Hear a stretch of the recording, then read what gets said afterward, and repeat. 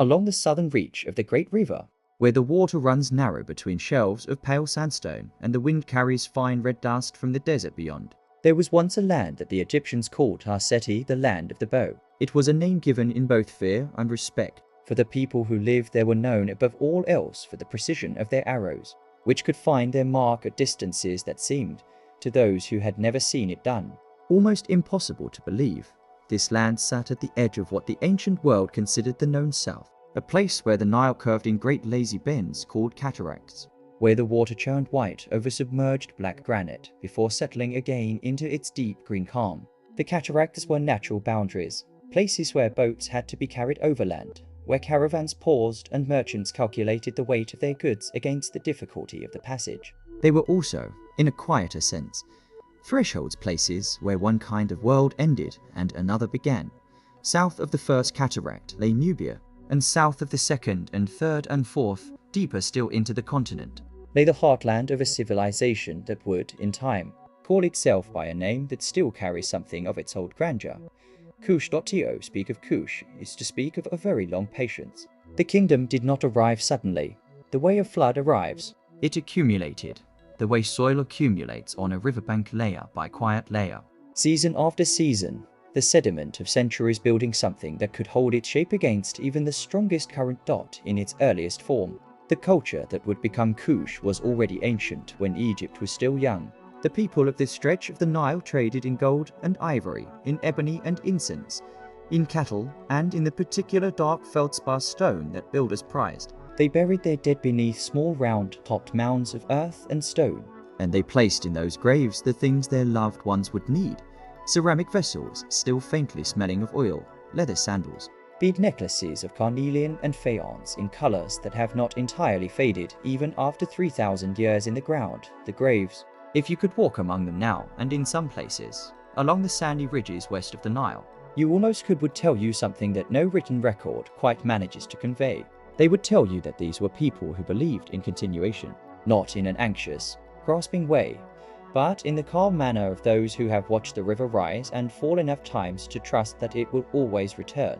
Death for them was another passage, not unlike the passage around a cataract, difficult, requiring effort, but leading somewhere that was recognizably the same river on the other side, the early city of Kerma, which grew along the third cataract around 4,000 years ago, was the first great flowering of this long patience. Kerma was a city of mud brick and timber, of wide streets that would have smelled of cooking fires and livestock, and the particular dry sweetness of the desert when the wind comes from the west. At its center stood a building that archaeologists would eventually call the Defifer, a word borrowed from the modern Nubian language, meaning simply a large mud brick structure, and it rose above the surrounding buildings, the way a cliff rises above a plain, solid and red-brown and slightly monumental, as if it had always been there and simply been waiting for someone to notice. The Defifer was a place of ceremony and storage and, perhaps, of something that sat between the two, the keeping of sacred objects, the performance of rites whose specific details have not survived, but whose general gravity can still be felt in the scale of the building. In the care with which its walls were laid, Kerma traded with Egypt, and sometimes it fought with Egypt, and sometimes it was subjected to Egyptian control, and sometimes it was not. This rhythm alliance, conflict, subjugation, independence would define the relationship between the two civilizations for 2,000 years, a relationship so long and so entangled that the two cultures eventually began to look like reflections of each other, each borrowing from the other's gods and burial customs and architectural forms, until the boundary between them became genuinely difficult to trace. But Kush was never simply an echo of Egypt. It absorbed what it borrowed and transformed it into something distinctly its own. The ram-headed god Amun, whom the Kushites adopted with particular fervor, became in their hands something slightly different from the Egyptian original, more immediate, perhaps, or more closely bound to the landscape of the south, to the desert wind and the granite outcrops and the particular quality of light at the bend of the river near the holy mountain of Jebel Barkal. Jebel Barkal is a flat-topped sandstone mesa that rises out of the desert at the fourth cataract with an abruptness that still, even to a modern eye, feels deliberate. On its southern face, a column of rock stands apart from the main cliff, narrow at the base and wider above, and from certain angles, it resembles nothing so much as a cobra rearing up from the sand. The Kushites believed that Amun lived inside the mountain, that the great god of creation and kingship had chosen this place, this specific, remote, wind-scoured place as his southern home. Kings came here to be confirmed in their power, priests came here to listen, and travelers who passed along the river, looking up at the mesa from their boats, might have paused their oars for a moment and felt, without being able to say exactly why, that they were in the presence of something very old and very attentive. It is from this place, and from this long accumulation of culture and faith and patience, that the story of the Black Pharaohs would eventually emerge, rulers who would travel north along the river and place themselves upon the throne of Egypt itself, wearing the double crown, bearing the crook and flail, and adding to their royal names the ancient titles of a civilization they had grown up both beside and against. But that moment was still centuries away, still gathering itself like a storm that forms slowly over the desert before it moves. And in those centuries, there was much that had to happen first, much that had to be built and last and rebuilt, much that had to be learned about the particular art of enduring. The river ran on through all of it, unhurried, carrying its red silt toward the sea, indifferent to the kingdoms that rose and fell along its banks, and yet somehow essential to every one of them. The one constant in a landscape where almost everything else was subject to change. And so the land of Kush waited, and grew, and quietly became itself. In the years when Kerma was still young, the city breathed with the steady rhythm of a place that had not yet learned to doubt itself. Potters turned their wheels in the cooler hours before midday. Cattle moved in slow arcs across the floodplain, their hooves leaving shallow impressions in the silt that the next season's water would erase without ceremony. Traders arrived from the south carrying resin and ebony and the pelts of animals that Egyptians had never seen, and they departed carrying copper tools and linen and small glazed amulets that glinted blue in the afternoon light. It was a city of exchange, in every sense. Not only of goods, but of ideas, of habits, of gods. The Nile here ran quieter than at the cataracts, and the sound of the river at night was more like breathing than rushing along. Slow exhalation that seemed to repeat itself endlessly. As if the land itself was settling into sleep, the markets of Kerma were shaded by woven reed canopies, and beneath them moved people of many origins. Merchants from the eastern desert brought carnelian stones, worn smooth by long travel in leather pouches. Herdsmen from the savannas to the south spoke languages that the city's traders had learned to understand, not perfectly, but enough to bargain, to gesture, to share a meal and part on reasonable terms. Along the northern roads, the occasional Egyptian envoy would arrive, dusty and somewhat diminished by the journey, carrying letters from the pharaoh's court that spoke of tribute and alliance in the careful, formal language of power for a long time. Kerma answered such letters politely, the rulers of Kerma known to later history as the kings of Kush, though they likely used other titles for themselves, lived within a compound near the Great Defied, that massive mud brick structure whose walls rose so high they caught the first light of morning before any other part of the city. Inside the compound, woven textiles hung across doorways to soften the movement of air. Beds were raised on wooden frames, carved with images of animals: the giraffe, the elephant, the crocodile lying still in the shallows. There were storage rooms filled with sealed jars, with folded cloth, with the accumulated wealth of generations of careful trade. These rulers were buried when their time came. Beneath great earthen mounds on the western bank of the Nile, the western bank, always in the cultures of the Nile Valley, the side of the setting sun, the side belonging to the dead. Their tombs were round, as the city's ritual buildings were round, and around them, in the shallow graves surrounding the central burial, lay the remains of servants and cattle, and all the things a king might need in the country beyond this one. It was a practice that would later disturb Egyptian scholars who recorded it with careful disapproval. But to the people of Kerma, it was simply the proper way to send a great person forward. What kind of life did an ordinary person live?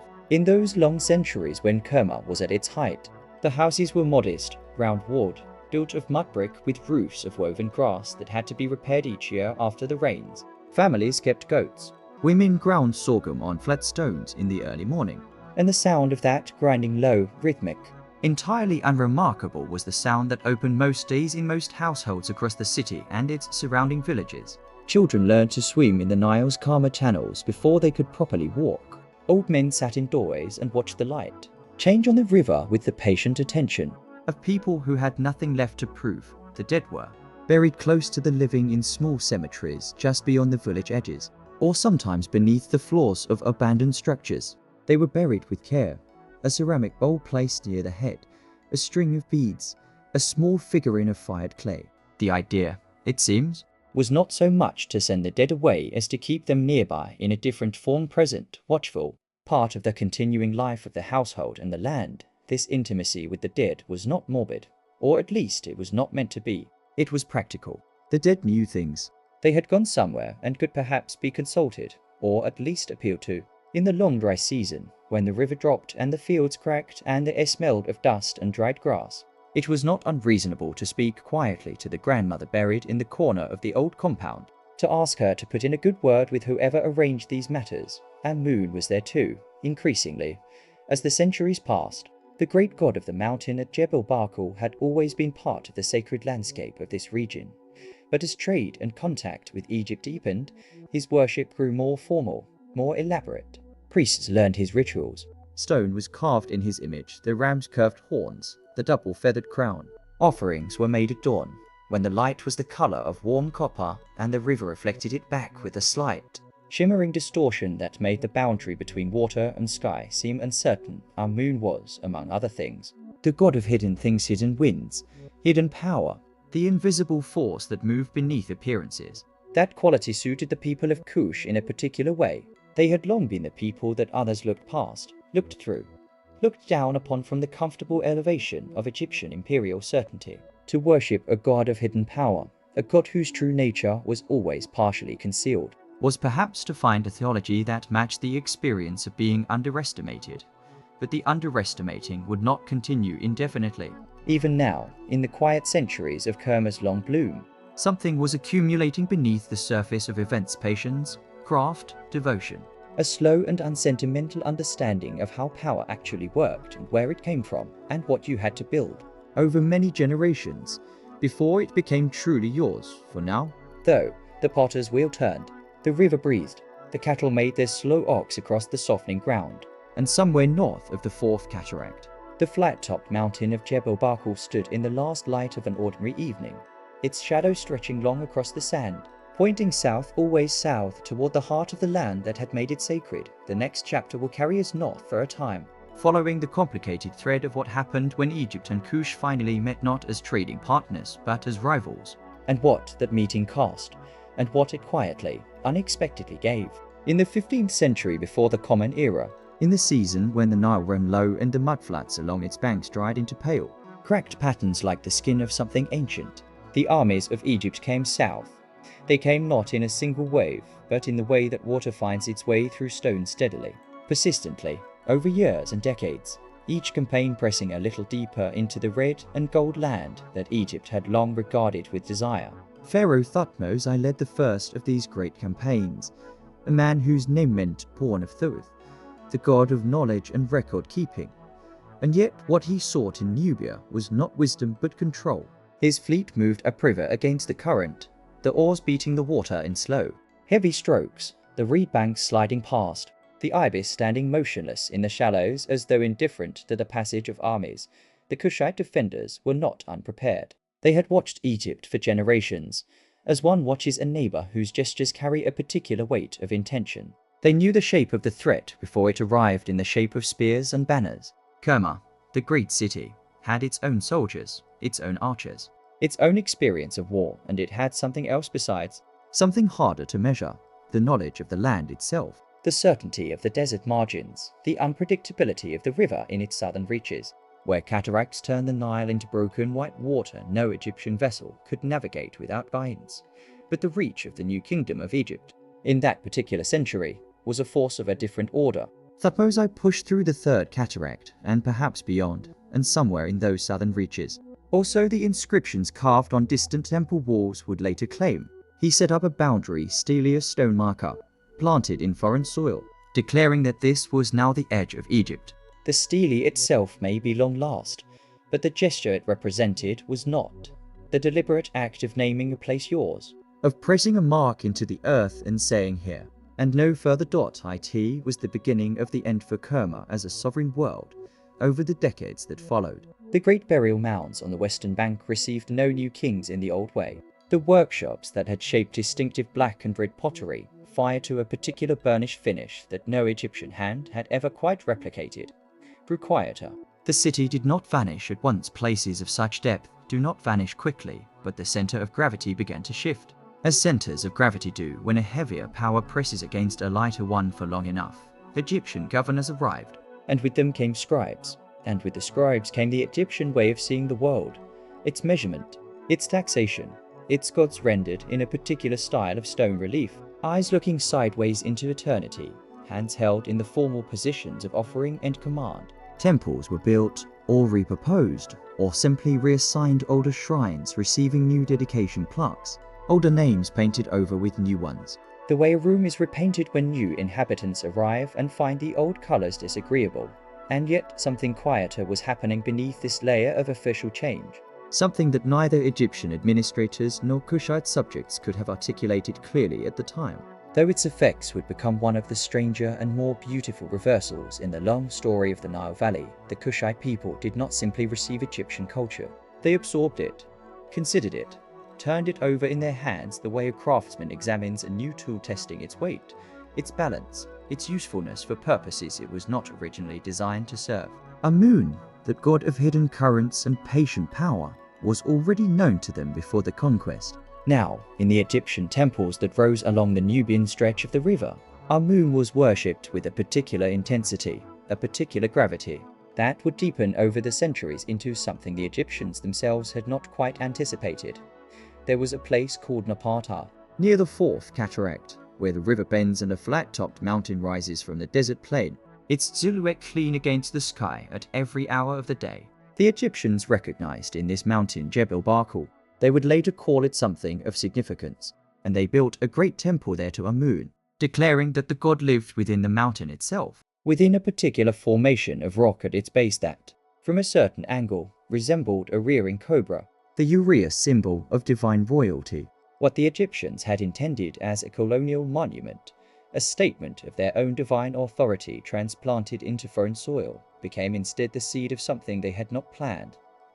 Napata would grow, the temple would grow, and the people who tended it, who studied its rituals and memorized its hymns and felt the presence of the god moving beneath the mountain, would grow into something that Egypt, in its later and diminished years, would not be ready for at all. But that is a story for another hour, another stretch of the long night, when the fire has settled lower and the mind has grown accustomed to the dark. For now, it is enough to hold in mind the image of that mountain in the evening light, the shadows pooling at its base, the first stars appearing above its flat summit, the river turning from copper to pewter below, and somewhere within the stone. Also the people of Napata believed with a quiet and unshakable certainty. The hidden god, patient as ever waiting. 4 centuries is a long time for a mountain to wait. The temple at the base of Jebel Barkal had grown elaborate over those long generations, its painted columns rising in the desert air, its incense drifting southward on the same winds that carried the Nile's cool breath from the distant marshes of the north. Egyptian priests had tended its fires through the reigns of many pharaohs, recording their rituals in careful hieroglyphs on walls of pale sandstone, offering honey and grain and small clay figurines to the god who lived, they believed, within the mountain's golden interior. They had built storerooms and processional ways and small subsidiary chapels for lesser deities, and the complex had acquired the quiet, layered density of a place where human beings have returned, generation after generation, to do the same things in the same order, but somewhere near the close of the 11th century before the Common Era. The priests began to notice that their supply lines were thinning, the correspondence from the north arrived less frequently, the grain shipments fell short of what the temple's records had come to expect. There were rumors carried by merchants and itinerant herdsmen, whispers of unrest in the Egyptian delta, of rival dynasties pressing against one another across the narrow corridor of the Upper Nile Valley, of a kingdom that had once seemed as permanent and unquestionable as the river itself, gradually losing its grip on the long southern reaches it had claimed so confidently centuries before. The new kingdom of Egypt, which had conquered Nubia with such imposing ceremony under Thutmose and his successors, was entering its long unraveling. The empire's attention was bending inward, toward its own fractures, and so the Egyptian governors and their garrisons, who had administered the territories between the first and fourth cataracts for so many generations that their families barely remembered any other life, began to withdraw. Not all at once. History rarely moves with such clean drama. It was a gradual thinning, like color fading from cloth left long in the sun. A garrison reduced here, a governor recalled there, a post simply abandoned without ceremony when the soldiers who manned it departed northward, and no replacements came. The stelae and statues remained. The temples remained. The language of the inscriptions on the walls remained, but the people who had inscribed them were gone. What took their place was not absence, but something more interesting. A community of Nubians who had spent centuries absorbing the Egyptian world into themselves, learning its scripts and its liturgies and its architectural grammars, while never entirely surrendering what had come before. They were the descendants of those who had ground grain beside the pyramid tombs of Kerma, who had traded cattle for copper beads along the same riverbanks their grandparents had known, who had watched Egyptian priests conduct ceremonies that were, in their deep structure, not entirely unlike the ceremonies their own ancestors had practiced at the edges of the great funerary mounds. They carried two inheritances at once, and they were beginning to understand that this double weight might be, in the right circumstances, a form of power around Napata in those quieter centuries between the Egyptian withdrawal and what would come next. Life arranged itself in the practical rhythms of the floodplain. The Nile still rose each year, and the dark silt it deposited was still the richest agricultural medium in the ancient world. Farmers worked plots that their great-grandparents had tended under Egyptian overseers, but the overseers were gone now, and the grain went into local storehouses rather than northward along the river in carefully logged shipments. Cattle moved in long, slow files along the riverbank at dusk, their bells making a sound like water heard through stone. Women wove cloth on looms set up in the shade of mud brick courtyards, the shuttle moving in a motion so practiced it had ceased to require thought, the patterns accumulating in the fabric the way memories accumulate in the body rather than the mind.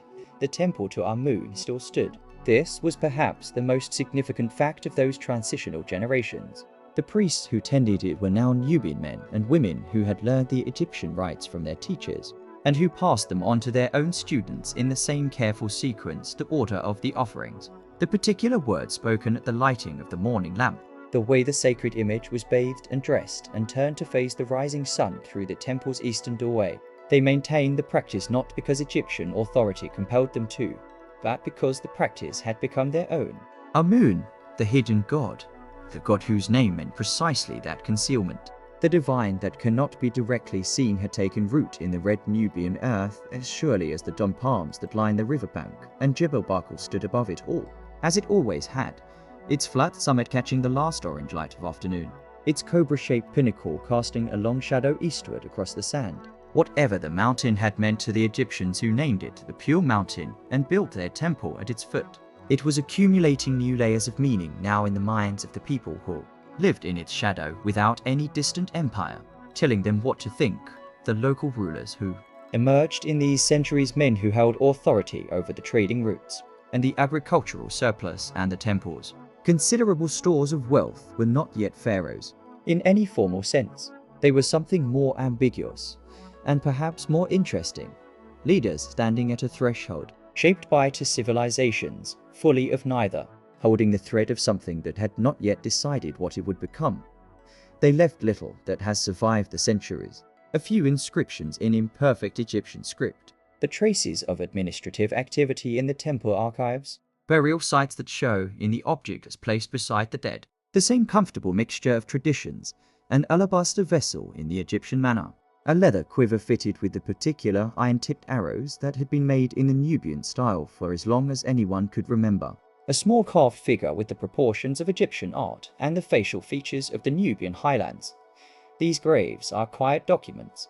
They do not announce themselves, but they record, in the careful grammar of objects placed beside the dead, a society that had found a way to be itself in the long evenings by the river, when the cooking fire sent their smoke thinning upward into a sky turning from amber to deep violet. The stories that circulated around those fires would have carried the old names alongside the new ones. The story of Amun in his mountain, the older stories, to the ones that had never been written down, that traveled only in the human voice from one generation to the next, stories about the river and its moods, about the meaning of the flood's particular color in a given year, about the ancestors who had built the great mounds far to the north and who watched. Still, from somewhere just beyond the visible world, the mountain held its silence.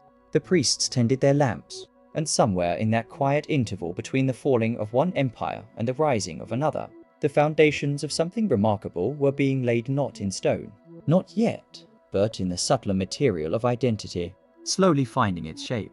The dry season came early that year to the bend in the river near Napata, and the sandstone cliffs of Jebel Barkal stood copper red against a sky that had forgotten how to cloud over.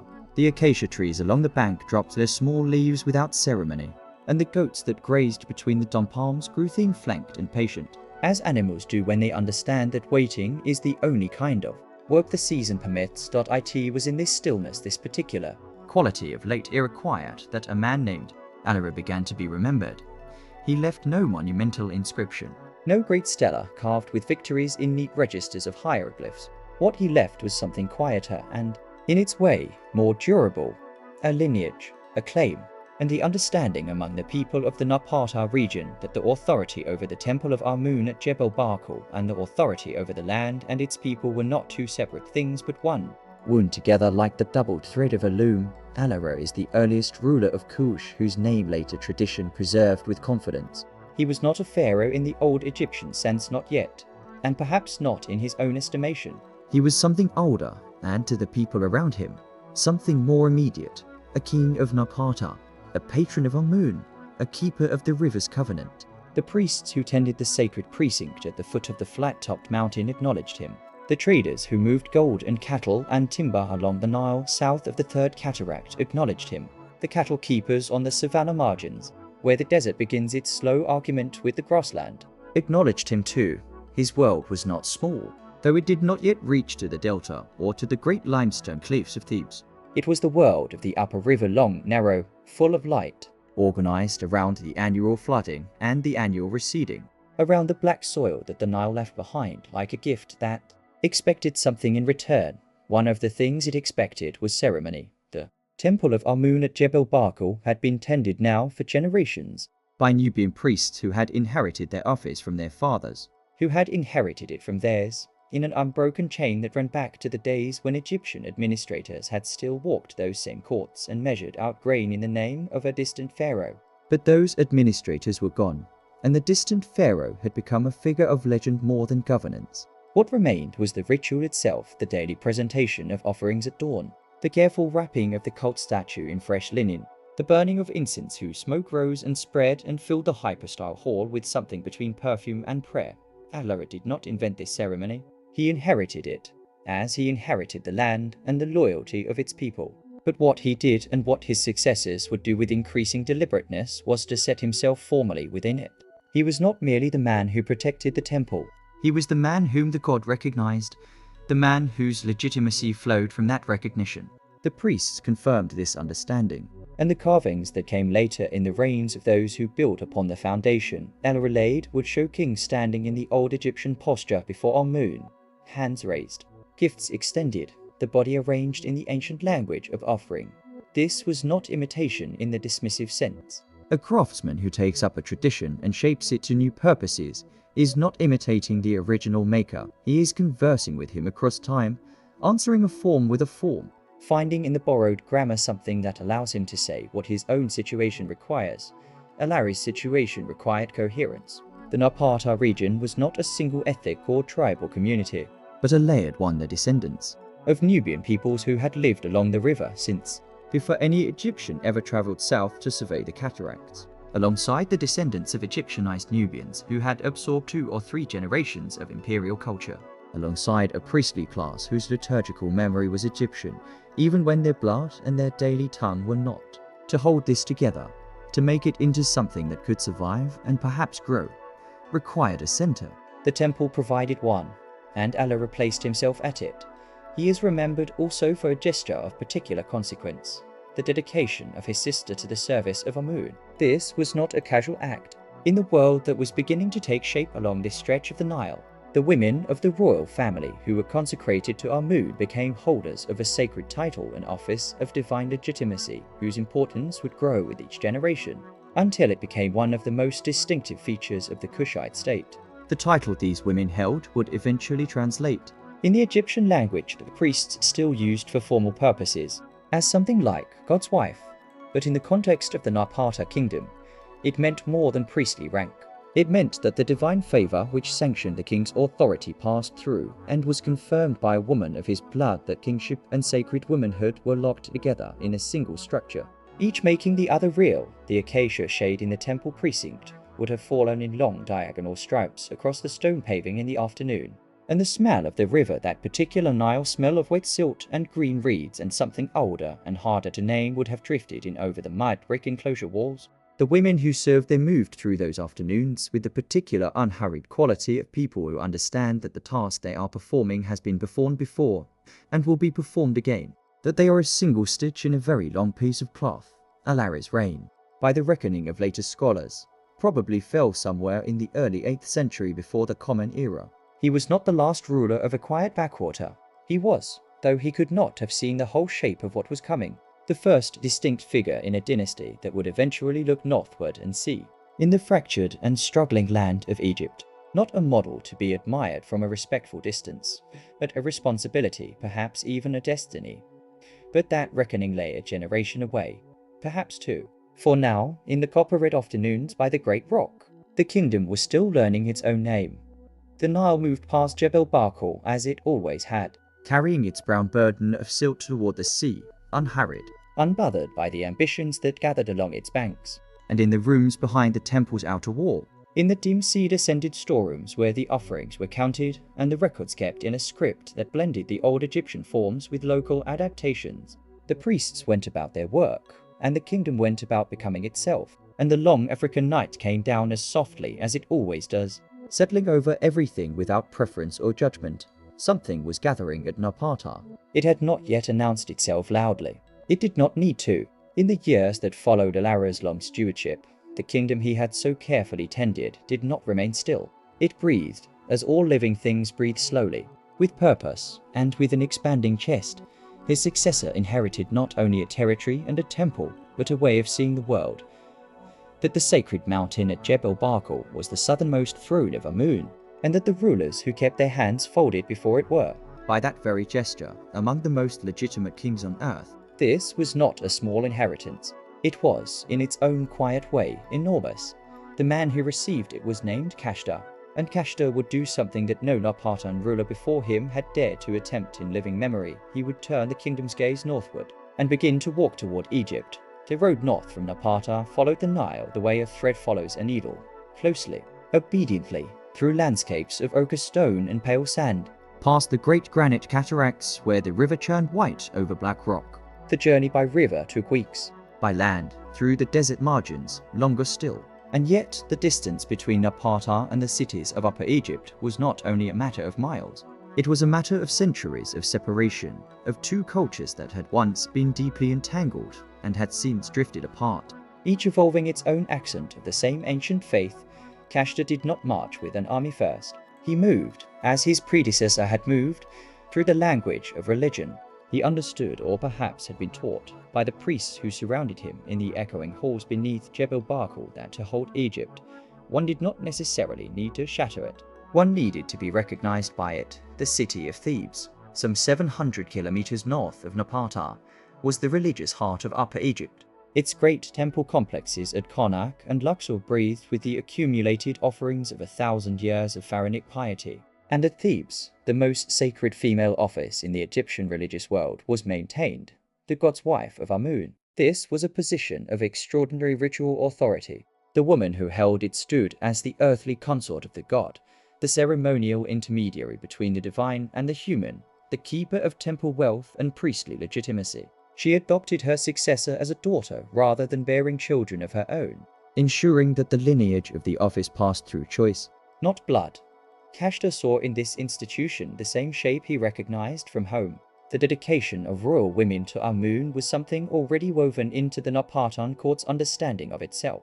The god's wife of Thebes and the sacred women of Jebel Barkal were, in the deepest sense, expressions of the same idea, that divine authority could flow through a consecrated female body, that the god's presence in the world required a human vessel, carefully chosen and ceremonially maintained.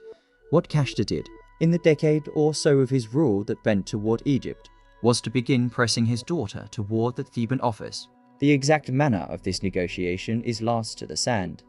preserved only in fragments of later inscription and in the careful silence of records that were never made. There may have been correspondence, or emissaries carrying gifts of gold and ivory down the river. There may have been a display of military presence just sufficient to lend weight to a request that was, on its surface, a religious matter. The sources do not say what the sources do say, or rather, what later inscriptions imply is that by the end of Kashta's reign, a Napatan royal woman had been designated as the heir to the god's wife of Amun at Thebes. Her name was Amenadis, and her adoption into that office was an act of extraordinary consequence, for it meant that the religious legitimacy of Upper Egypt's holiest institution would, in the next generation, rest in the hands of a woman from the royal house of Kush. This was not conquest by sword. It was something more patient, and perhaps more durable, the slow insertion of a dynasty into the symbolic architecture of a civilization, until the two became difficult to distinguish from one another. The Theban priests who accepted this arrangement, and they did accept it, or at least acquiesced to it, were not naive. They understood that Kashta's power in the south was real, that the gold of Nubia still moved through the world's markets, that the kingdom anchored at the sacred mountain was not a peripheral thing. Perhaps some of them felt a certain theological satisfaction in the arrangement. After all, Amun was Amun. If the god's earthly household was to be managed by a woman from the land closest to his southern throne, was that not a kind of homecoming? The wind of the desert carries no politics. The lamp flames in the inner sanctuary did not flicker any differently the night Amenadis' adoption was formalized. The temple breathed its old incense breath, and the stone images of the gods looked on with their particular species of ancient indifference. But something had shifted. Quietly, in the arrangement of power along the Nile, Thebes, that great city of priests and monuments, had opened a small door to the south, and the family of Kashta had placed one careful foot across the threshold.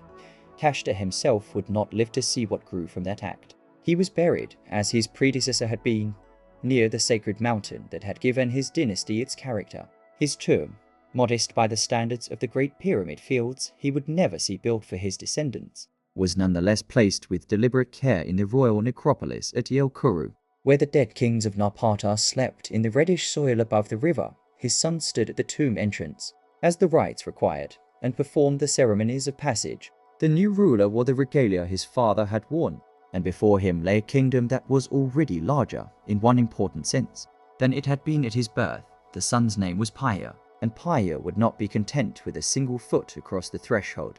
The season of inundation had already begun to recede when Paya ascended to the throne at Napata, and the Nile, drawing back from the fields it had so recently covered, left behind that particular smell of wet black earth which the people of that valley had known since the oldest generations of memory. It was the smell of renewal, of things made possible again, and perhaps no moment could have suited Paya's beginning more precisely.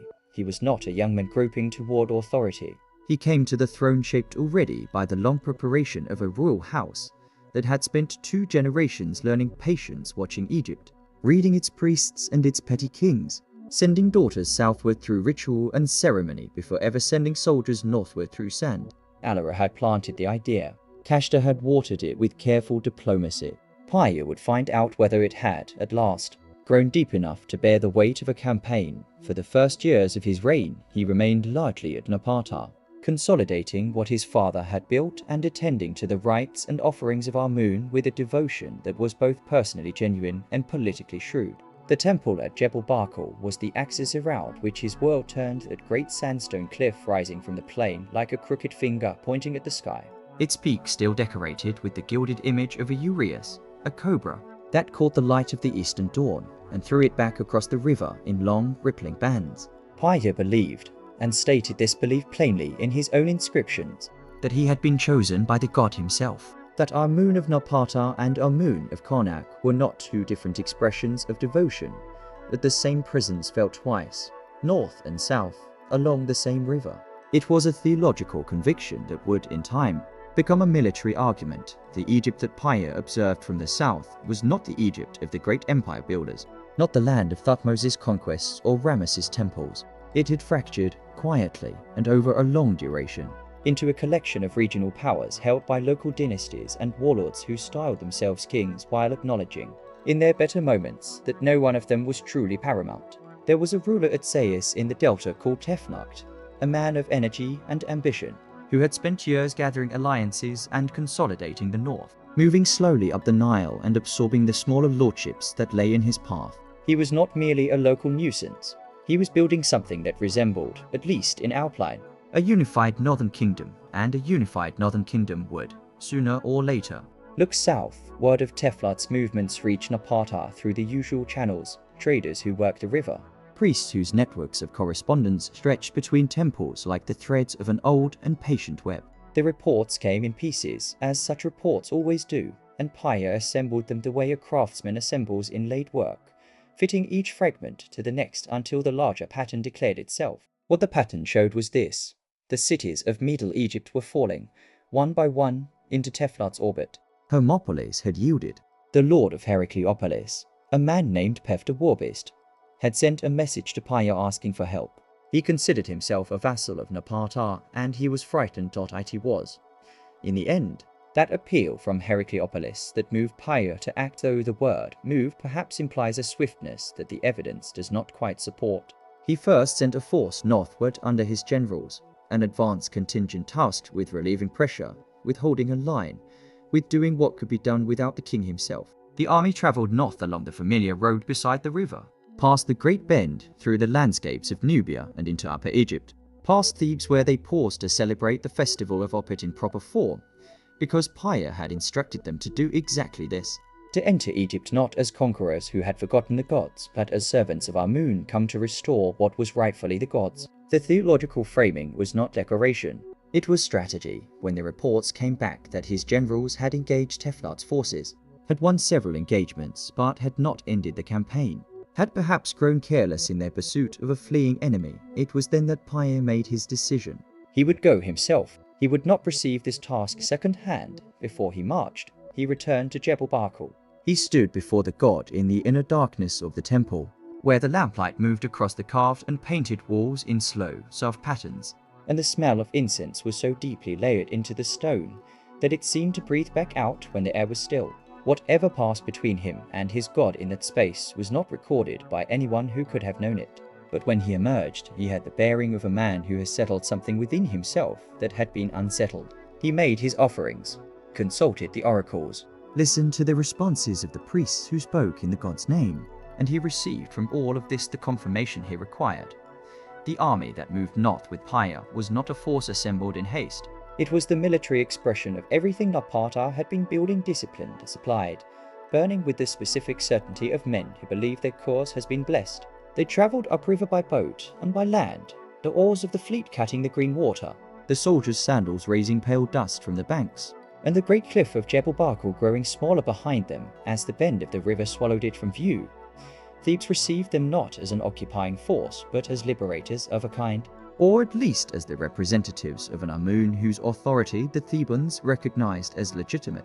Paya celebrated the New Year festival there with full ceremony, presenting himself at the temples not as a foreign king imposing his will, but as a properly formed Egyptian pharaoh offering the correct gifts to the correct god at the correct hour. The distinctions mattered enormously to the Thebans, who had spent decades under rulers of uncertain legitimacy and imperfect ritual, and who received Paya's meticulous observance with a relief that was partly spiritual and partly simply practical. And then, having established himself in the eyes of Upper Egypt as he wished to be established, Paya turned his attention northward, toward the cities that Tefnakht was still holding, toward the river that ran before him broad and grey and patient, toward the delta and the sea. The days that followed would require more than ceremony, but the ceremony, too, had been necessary, and Paya understood this with a certainty as calm and as deep as the river itself, which moved without apparent effort toward whatever the landscape required of it. The Nile ran low that season, its banks pale and cracked where the flood had not yet reached, and the reeds along the shallows stood motionless in the dry, copper-coloured air. Paya's fleet moved northward with the current, oars dipping in slow rhythm, the water parting around the painted prows like cloth pulled gently aside by careful hands. The soldiers on the decks sat quietly, cleaning weapons or watching the western cliffs drift past, their shapes changing as the hours wore on, now a lion's shoulder, now a seated figure, now nothing more than stone worn smooth by centuries of wind. Ahead, the city of Hermopolis waited. It had not fallen easily to Tefnacht's coalition, but it had fallen.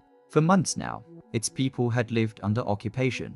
its granaries measured and redistributed by northern commanders who answered to sayers. The priests of Thoth had continued their rituals in the great temple precinct, moving through their duties with the careful, practiced patience of men who had survived many changes of power and expected to survive many more. But the city's lord, Namlot, had made his calculations and cast his lot with Tefnut, and in doing so had set himself directly across the path of the Kushite advance. Pi's generals had already circled Hermopolis from the south, cutting its supply lines, burning the outlying farmsteads that fed the garrison. By the time Pi himself arrived, the siege had been tightening for weeks, and the smell of dust and scorched grain hung in the air above the river plain. He did not immediately order the wall stormed. Instead, he walked among his men's camps in the early mornings, moving through the rows of cooked fires and sleeping forms with the unhurried ease of a man inspecting his own estate. His generals walked a half step behind him, offering reports in low voices. The horses in the camp's paddocks drew his attention particularly, and here, according to what would later be carved in stone, Pi's famous patience momentarily cracked. The animals had been left hungry during the siege operations, their ribs beginning to show, and this displeased him with an intensity that surprised even his closest commanders. He spoke sharply about it, gave orders for the horses to be properly fed and watered, and only after satisfying himself that this was being done did he turn his attention back to Hermopolis and its stubborn, sun-dried walls. The siege engines were brought up, the earthworks were raised. Day by day, the mounds grew taller, until the catapults and battering crews could work from height, and the garrison inside found itself looking up at Kushite soldiers rather than across at them. Namlot held out for as long as he could, which was longer than most men would have managed. But the mathematics of hunger and thirst are unforgiving, and eventually the gates of Hermopolis opened. He came out himself to surrender, leading a horse as a gift, and behind him came the women of his household, his wife among them, her face carefully composed, her hands steady as she carried the gold and linen offerings that protocol demanded. Pi received Namlot's submission with formal restraint. He accepted the tribute. He entered the palace and inspected the treasury. He walked into the temple of Thoth and made offerings, his presence in that sacred space serving its own political purpose. He was not a conqueror defiling a holy city, but a rightful king restoring order to a place that had briefly lost its way, the treasury. It was later recorded, pleased him well enough. The palace, somewhat less so. Namlot had not, it seemed, kept his residence in a condition befitting its status. But again, it was the horses in the palace stables that lodged in Pi's memory. He found them thin, underfed, the animals having been sacrificed in practical terms to the garrison's last desperate calculations, and the displeasure he had felt earlier deepened. He could forgive a great deal in a man who surrendered when the time came. He found it more difficult to forgive the neglect of animals who had no say in the matter at all. These details, the horses, the thin roots, the sharp words given to commanders, were not trimmed from the account when it came time to carve the record of the campaign on the great victory stela. They survived. They sit now among the military statistics and the religious proclamations, small human moments worn into stone alongside the larger architecture of conquest. From Hermopolis, the road north opened further.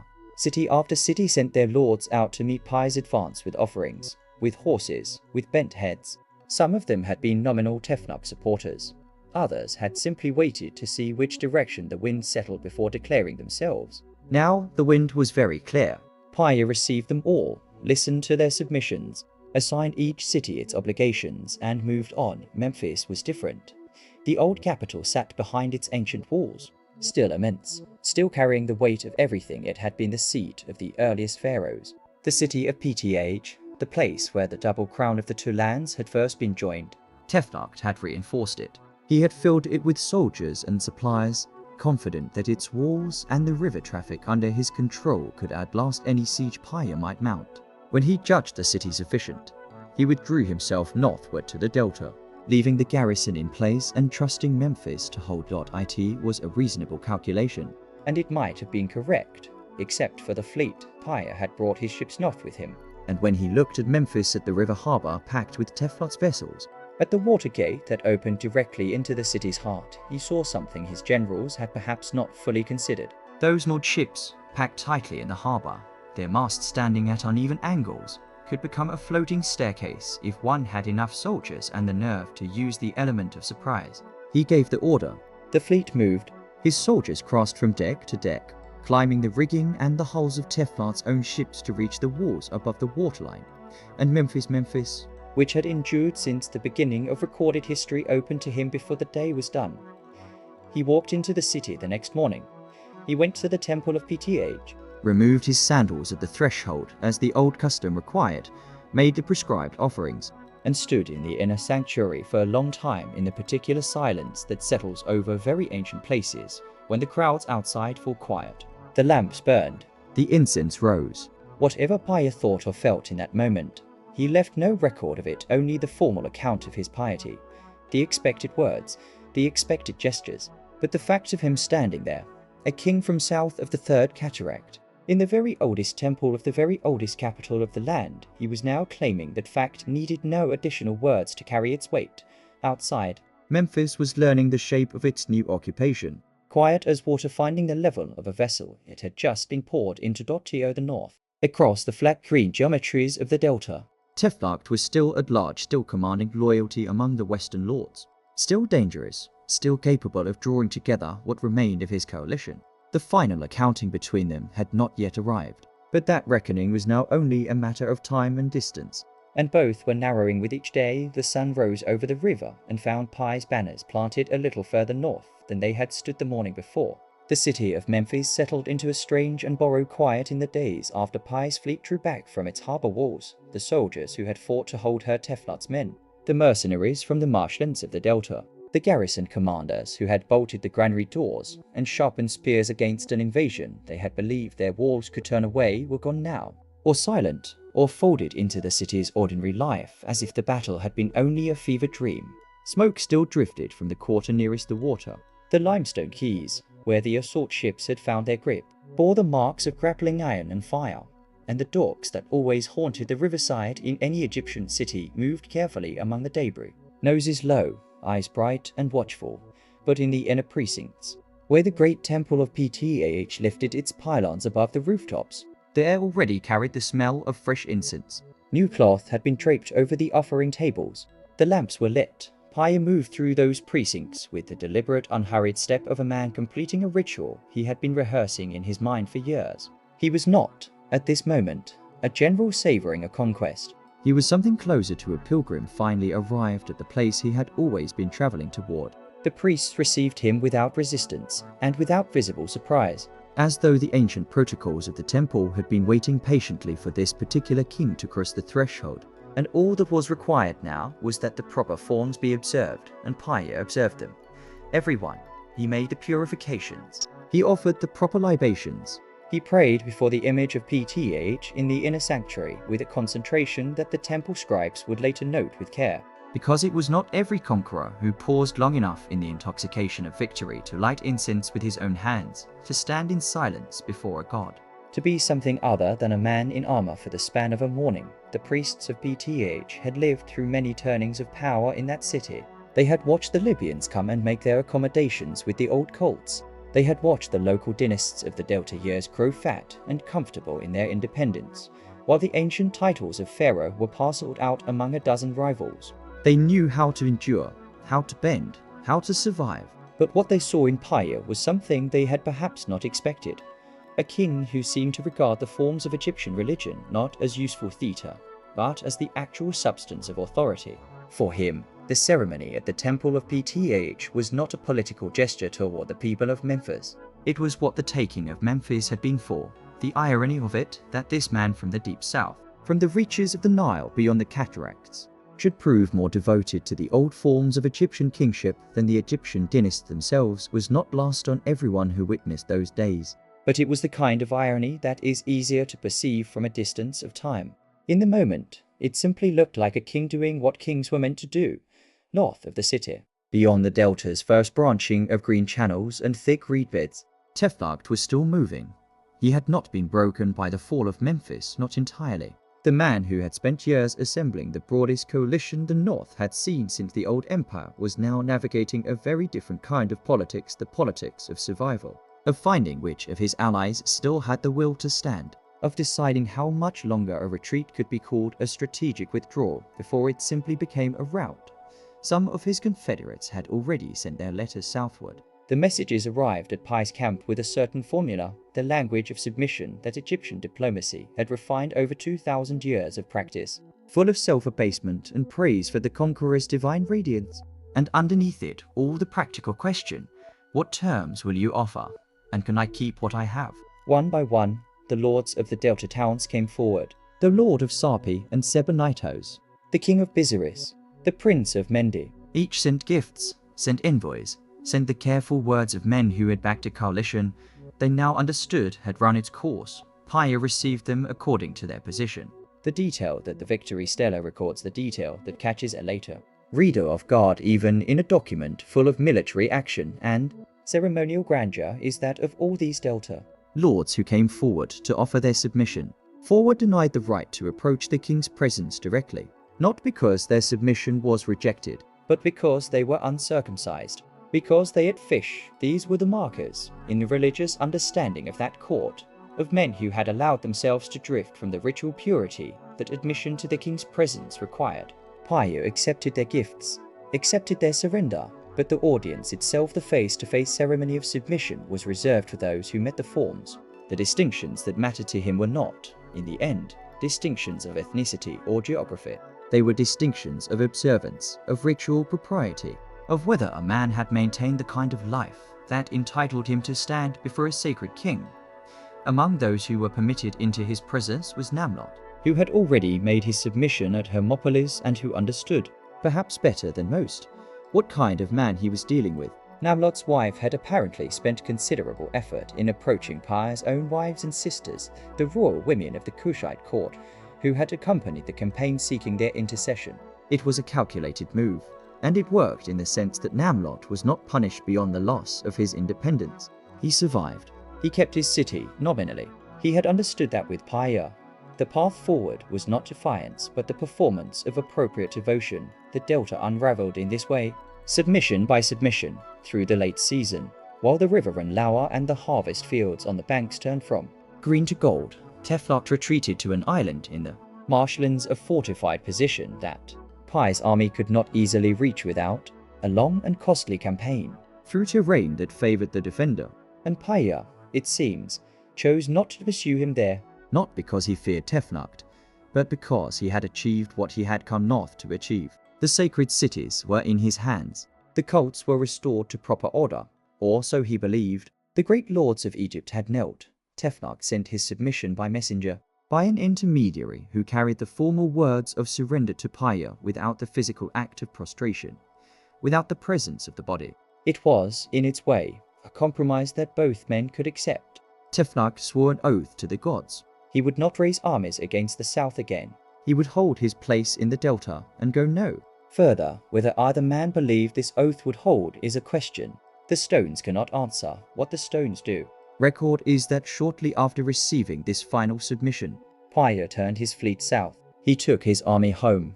He loaded his ships with the tribute of Egypt, with gold and silver, with lapis lazuli and malachite, with horses and cattle and the long luxury goods of the delta's workshops, and he sailed upriver toward Napata, toward the fourth cataract, toward the temple of Amun at Jebel Barkal, where all of this had begun. He did not stay in Egypt. He did not establish a court at Memphis or Thebes. He came, accomplished what he had set out to do in the name of the god, and returned to the land where his family had always ruled. The campaign that had swept the length of Egypt from south to north dissolved back into the south from which it had come, and left behind it only the inscribed stela, the marks of fire on the keys of Memphis, and the slowly reforming arrangements of a delta that would not stay quiet for long.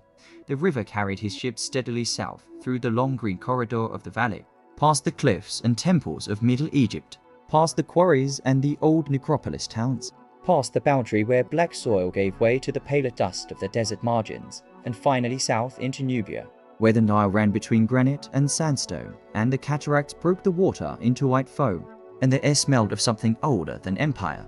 In the months that followed Pi's departure, the Nile carried his fleet southward through a world that shifted slowly from green to gold to ochre, from the marshes of the delta giving way to the long pale stretches of Upper Egypt, and then further still, past the first cataract and its tumbled granite boulders, into the country that the Egyptians had once called the land of the bow, where the river narrowed and the cliffs pressed close, and the light fell differently.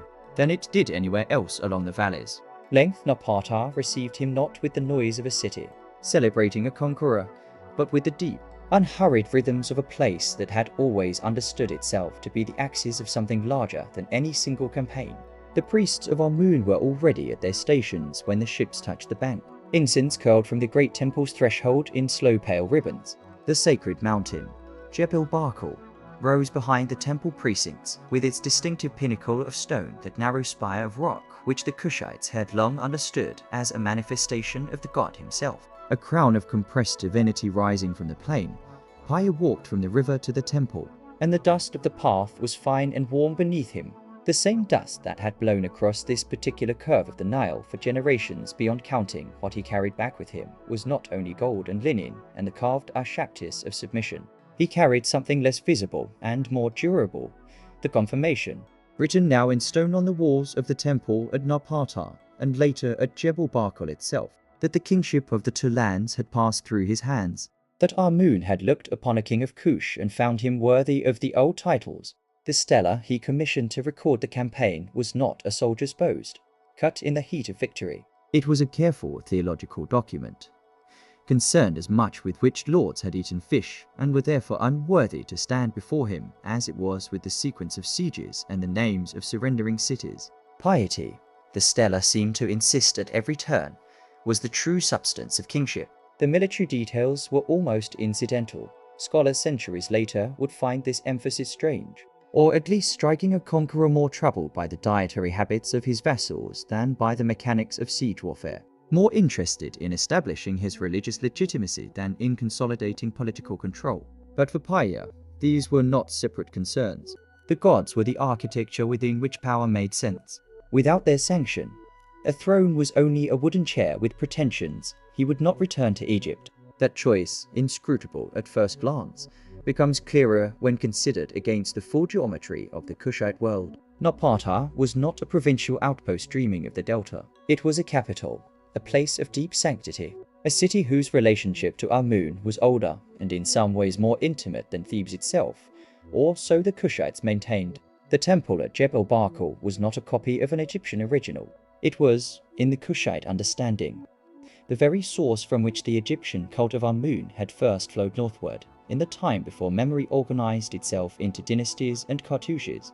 To leave Napata for a palace in Memphis would have been, for Paya, something very close to abandoning the root in order to tend the branches, and yet the branches mattered. Word would come from the north with the regularity of river traffic. The Delta lords who had sworn their oaths were already, within months of Pi's departure, resuming their old negotiations and alliances, their small accommodations with power. Tefnut, who had never stood before Paya in person and had offered his submission from a distance, across water, through an intermediary, moved with a particular freedom. He understood, perhaps better than most, that an oath sworn to a king who was already sailing away was an oath with a specific and limited weight. The world Paya had arranged, with such careful ceremony and such evident conviction, was not a world made to hold its shape in his absence. It was a world composed of gestures, grand, sincere gestures on his part, but gestures nonetheless. His reign would continue at Napata for some years more, and the record of those years is fragmentary, partly because so much of Kushite administrative history was kept in forms that did not survive, and partly because the great stela itself, that extraordinary monument erected at the temple of Amun, focused almost entirely on the single campaign and left the rest of his reign in quieter shadow. He built, he offered, he maintained the temples in the manner his predecessors had established. The sacred rams of Amun were tended with the same attention that had been given to them in his father's time and his grandfather's time before that. The river went on moving northward, as it had always moved, indifferent to the particular arrangement of human ambitions along its banks. When Paya died, he was buried not in a shaft tomb in the Egyptian manner, but beneath a pyramid at El Kuru, the ancestral necropolis of the Napatan kings, where his horses were interred nearby in their own graves, standing upright, facing east, equipped with silver and faience amulets, their dedication suggesting that whatever waited in the afterlife, Paya had intended to arrive there as he had arrived everywhere else, with ceremony, with provision, with the full equipment of a king who had never doubted the seriousness of his own position, his horses, Scholars would note with a kind of subdued astonishment 2.5 millennia later, had been buried with more care and more evident affection than most human burials of the period. The king who had refused to look upon the faces of men who ate fish had loved his animals with a particularity that the stone record preserves without explanation and without apology. The pyramid above him was modest by Egyptian standards, steep-sided in the Nubian fashion. more needle than monument, its angle sharper than the great Giza structures, as though Kushite architecture had compressed the Egyptian form into something more urgent, more vertical, reaching more directly for whatever it was reaching for. And in Napata, the priests continued their morning rituals, and the incense continued to rise, and Jebel Barkal stood in its particular light, and the Nile moved through the valley in its old, unhurried way, and the story of the Black Pharaohs was not finished. It had barely, in some respects, begun. Pi's brother would inherit both the Kushite throne and the unfinished business of the north, and his name would fall across Egyptian history with a weight that even Pi's great campaign had not quite produced. But that is a matter for another passage of the river, another bend in the valley where the light changes and something new comes into view. In the years that followed Pi's return to Napata, the land of Egypt did not settle into stillness. It rarely did. The delta, that wide and reedy mouth of the Nile, had always been a place where authority dispersed like water through marsh grass spreading thin, finding channels, falling in unexpected hollows. Tefnakht had knelt, in spirit if not in person, and had sworn his oath to the distant Kushite king. But an oath given across water and sand, without the weight of a royal presence to hold it in place, is a fragile thing. It shifts. It breathes differently in the night than it did at noon, and so, in the slow years after Pi's passing, something began to consolidate in the north. Not suddenly, not with the clash of armies, but with the quiet persistence of a man who understood that power once grasped must be tended carefully.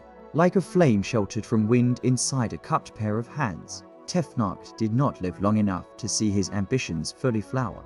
He held Sais and the surrounding territories, calling himself by titles that grew more elaborate with each passing season, and when he died, he left behind a son.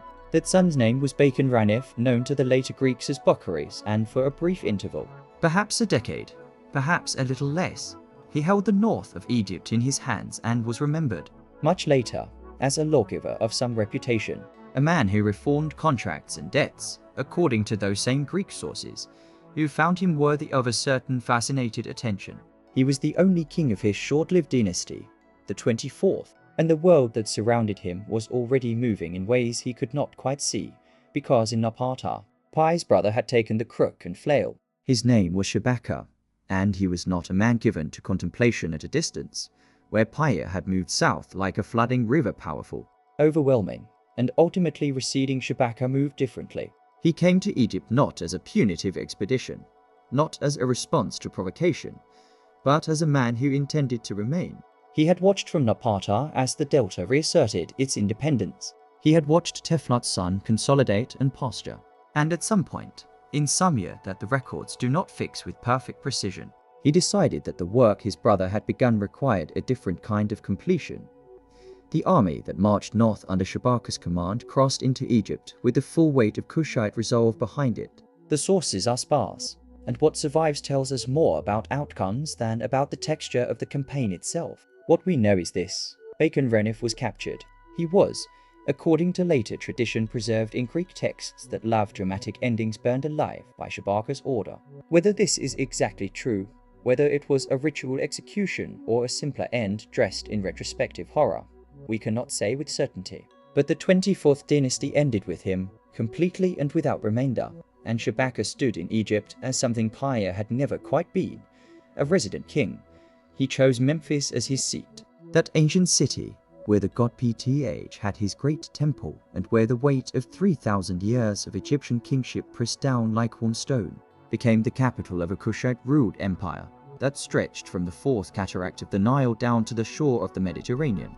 It was not a small thing to hold. It was, in geographic terms, one of the longest coherent political entities the ancient world had known, and it was governed, for the first time in living memory, by men whose ancestors had tended the sacred rams of Amun at Jebel Barkal, who had grown up within sound of the desert winds that swept down from the Sahara toward the river.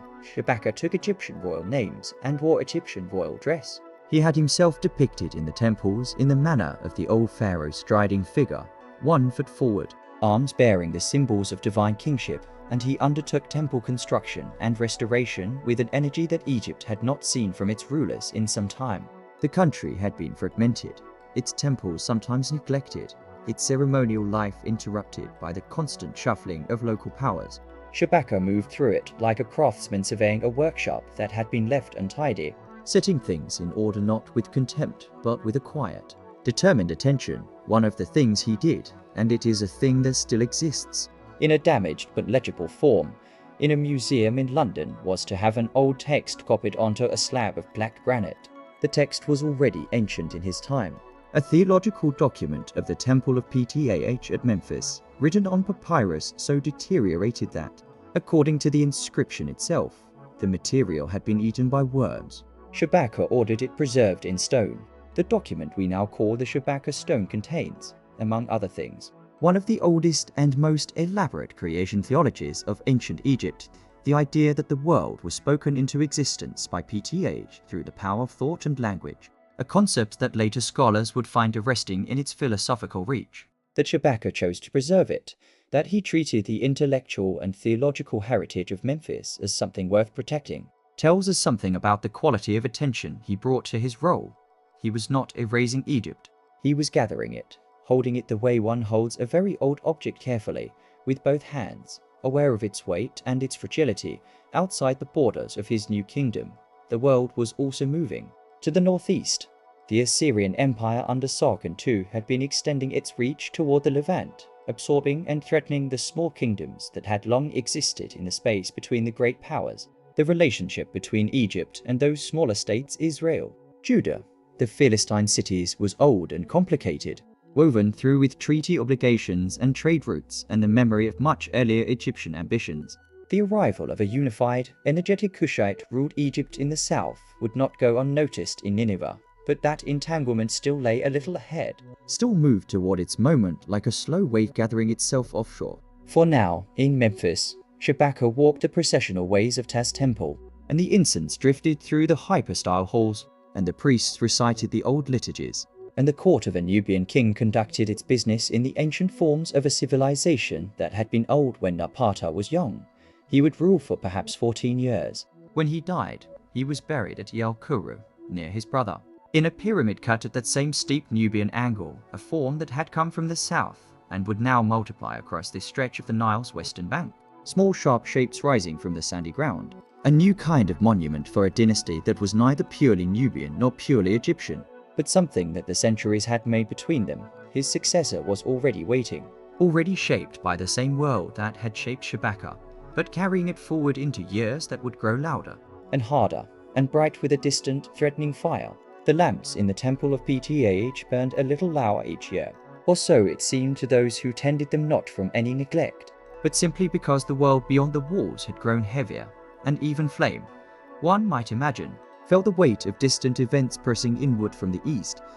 Shabaka had gone to his pyramid at El Kuru, wrapped in linen and resin, and the prayers of 2 kingdoms, and the double crown passed now to his nephew, a man whose name the Egyptians would write as Shibitku, and whom the scribes of Kush knew as a prince raised close to the river's edge, where the water runs dark and the papyrus grows so thick it muffles the sound of footsteps along the bank. Shibitku was not a man who left behind great monuments of stone. This is not a silence that should be read as failure. Some reigns are shaped not by the chisel, but by the current, by the slow management of forces too large for any single king to redirect by will alone. What Shibitku inherited was a unified kingdom stretching from the 4th cataract of the Nile down to the shores of the Mediterranean. A dominion of extraordinary length, bound together by the river itself as much as by any army or decree. And yet the northeast was restless. It had been restless since Shabaka's time, since the campaigns of Sargon II of Assyria had reorganized the map of the Levant, the way a strong wind reorganizes loose grain scattering the small, consolidating the powerful, pressing everyone caught in between toward harder choices. Sargon was gone now, dead in a campaign far to the north, in lands that Egyptian scribes barely named, and his son Sennacherib had taken the throne of Assyria with a methodical ferocity that made his father's conquest seem almost modest. Sennacherib moved through the world like a mason deliberately, with an eye for what was load-bearing and what was ornamental. and the kingdoms of the Levant were, in his reckoning, ornamental. The petty kings of Palestine and Philistia had watched the Assyrian advance for years with the anxious calculation of men standing on a riverbank watching the water rise, always measuring, always hoping the rise would stop just short of the doorstep. Some of them sent tribute. Some sent messengers to Egypt, to the new court at Memphis, where Shibitku sat beneath the double crown and received their appeals with the careful attention of a man who understood that whatever answer he gave would define the next decade of his reign. Among those who came, or whose representatives came, was Hezekiah of Judah, a king whose name would survive in texts far beyond the Nile Valley, remembered in Hebrew scripture as a man of unusual faithfulness to his God and unusual stubbornness in the face of Assyrian pressure. Hezekiah had refused tribute. He had strengthened Jerusalem's walls, dug a remarkable tunnel through the bedrock of the city to secure its water supply, and aligned himself with the growing coalition of small states that looked to Egypt as the one power that might, if it chose, balance the weight of Assyria. Shibitku chose. He sent an army north. At its head rode his younger brother, a prince still young enough that some of the older generals may have glanced at each other across their campfires with the particular silence that experienced men reserve for the plans of kings. But this younger prince, whose name the records give us Taharka, was not inexperienced in the ways of desert and campaign. He had grown up in a world where the Nile itself was teacher, where the cataracts taught patience and the harvest taught timing. And he carried himself through the Sinai and into Canaan with the steady bearing of a man who had already understood something essential about the nature of endurance. The battle, when it came, was fought at a place the records call El Teki, somewhere in the lowlands west of Jerusalem, among olive groves and pearl limestone ridges where the land shifts from the green coastal plain toward the dry hills of the interior.